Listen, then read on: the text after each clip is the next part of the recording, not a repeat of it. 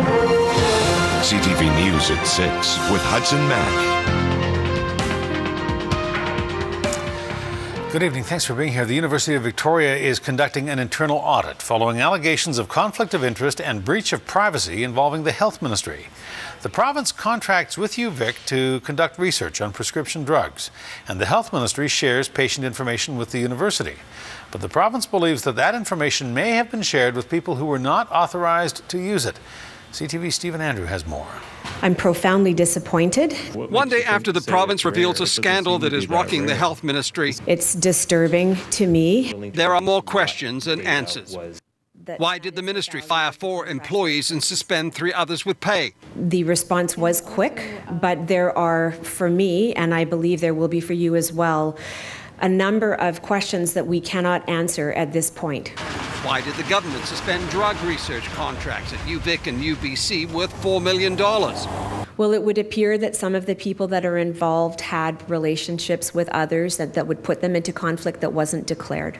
And what, if anything, are the universities doing following allegations patient information was shared without authorization?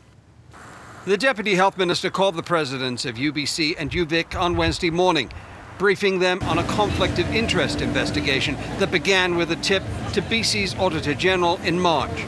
The Health Ministry has also handed over information from its internal investigation to RCMP Financial Crimes Investigators. But the Health Minister is offering limited details about the investigation. UVic says it is disappointed by the allegations and is cooperating with the investigation. The university says it's taking its direction from the Health Ministry, waiting until it completes its investigation. But the Health Minister tells CTV News that the University of Victoria is conducting its own internal audit. The university has very strict procedures and policies around the sharing of data and data used in research. And if at the outcome of the Ministry of Health's investigation we find that someone has violated that, we will definitely take the appropriate action. But first, investigators need to know the extent of this medical mystery. The new health minister, a family physician before becoming a politician, says she will release information as it becomes available that doesn't compromise the investigation. But her diagnosis of what she has discovered so far is making her sick.